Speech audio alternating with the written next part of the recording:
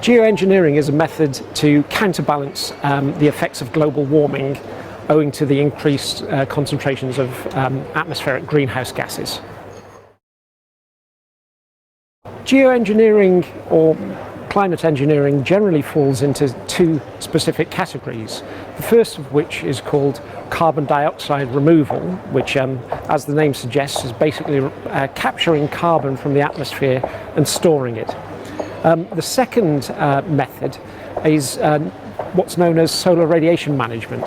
Now, solar radiation management differs from carbon dioxide removal in that what you're trying to do is reflect an additional amount of sunlight back out to space. So solar radiation management is basically trying to reflect sunlight back out to space, leading to a cooling to counterbalance the increases in greenhouse gases. There's been various different solar radiation management schemes that have been mooted as being possible, all of which are basically trying to reflect sunlight back out to space.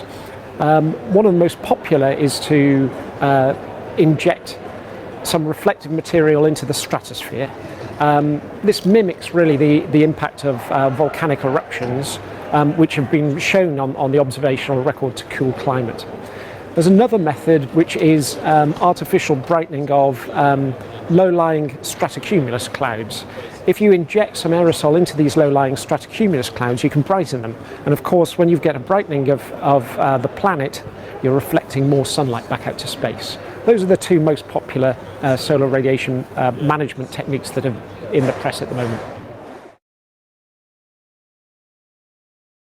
Carbon dioxide removal is often thought of as a relatively benign kind of geoengineering because you're simply reducing the amount of carbon dioxide in the atmosphere.